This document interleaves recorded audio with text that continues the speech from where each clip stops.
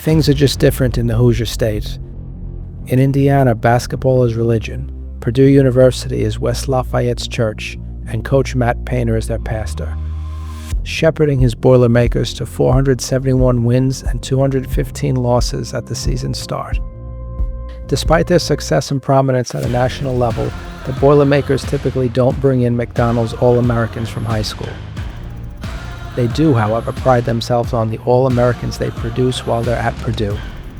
Similar to Moneyball, popularized by the Oakland Athletics in the 2010s, the Boilermakers approach includes personality assessments as a means for finding diamonds in the rough. Painter's ace up his sleeve is actually a fellow Purdue alum, Chad Brown, CEO of a small local software company focused on personality assessments.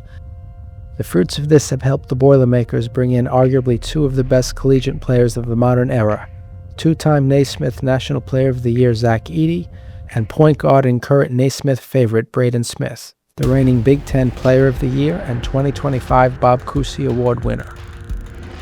In a world where it is typical for NCAA players to be one and done, four-year players are the norm in West Lafayette, a credit to the staff's ability to find those impact players and surround those stars with great supporting talent on and off the court. And if character is a differentiator, then West Brighton's Liam Murphy is a five-star recruit.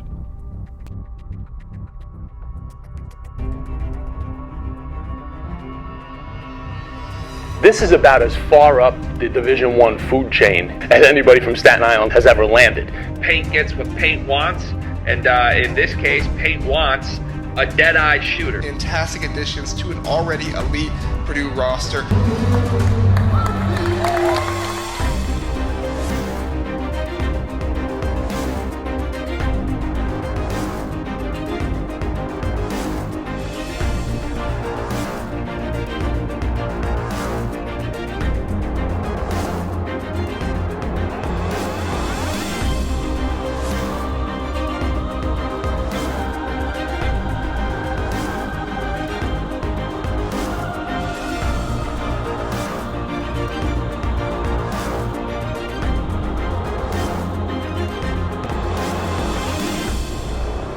Liam Murphy is going to Purdue University, and Staten Island should be excited.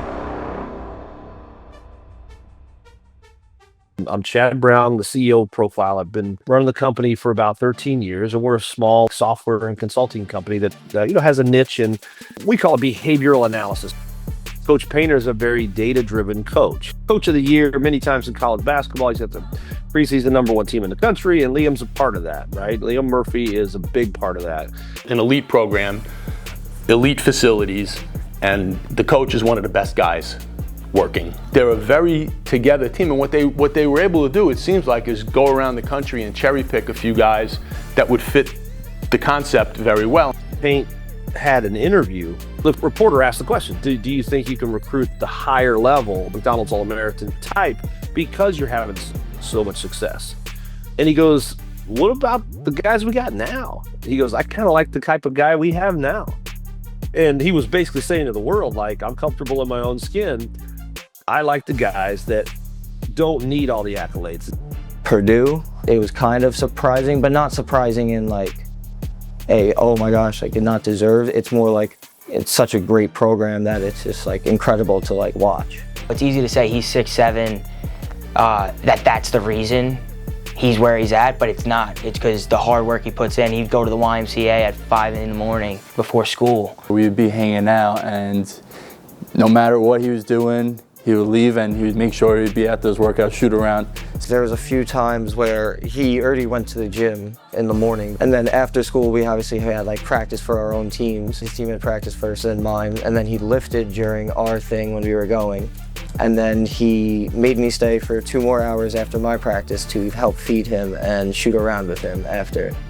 And then when I was like, oh, I'm tired or whatever, he would just kind of like not make fun of me, but like, oh, you what? Like, you don't want to be good? Like the hard work, the hours he put in that people don't even realize, and that's what it takes to be great on any level. And now it's showing.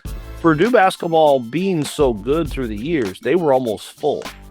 And so they're like, we have a spot, but we're looking for a kid that can really fit that spot. But it's hard because everybody wants to be the guy. and they're like, can he come in here and be a great teammate, fill a support role to start, let him compete? I just got in here, but I'm not really about much else than to try to help them win. And I think I also have the humility to walk in here and realize, like, we'll be super good whether I'm here or not. Like, they just were in the national championship 2 years ago without me. I think there's kind of that mutual respect of, they know I wouldn't be out here if I couldn't help, but also I respect them to know they've been to places that I'm trying to get to, and I'm trying to learn from how to accomplish those things. He certainly could have put himself in a situation to make more money, to play a lot more, guaranteed, and to go somewhere else. But he chose something that is going to speak to him potentially for the rest of his life. When you look at his report, he's off the charts detailed. They've had a lot of guys like him in the past. They love all the little things. Matt Painter loves people that love the little things. Through playing a lot of basketball throughout my life, I feel like those reads are pretty natural to me, which you won't necessarily be able to tell if you just look at the stats, because I'm not necessarily ball dominant.